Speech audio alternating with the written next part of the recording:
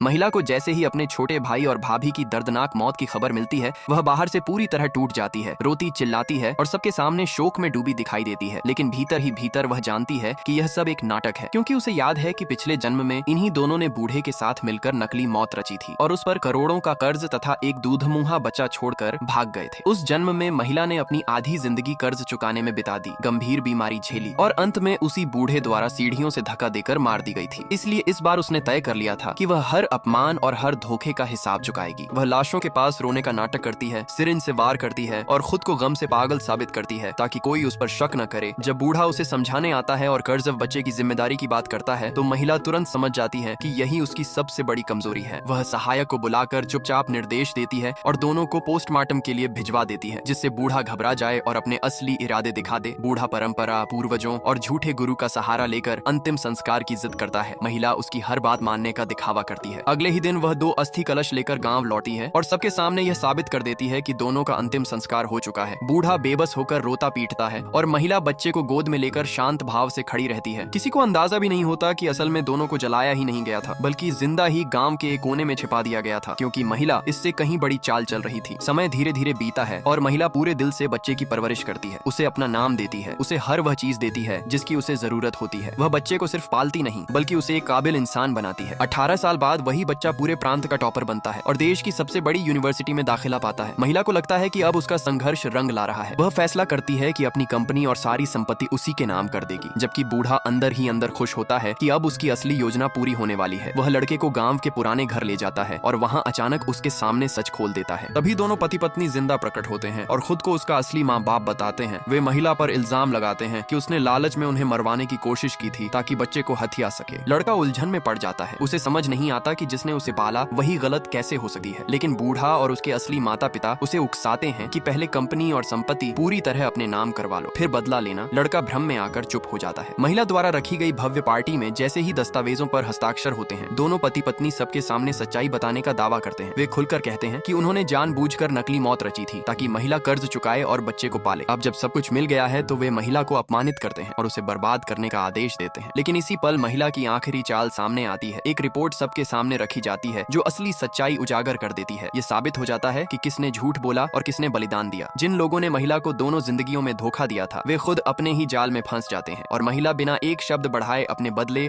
और इंसाफ दोनों को पूरा कर लेती है।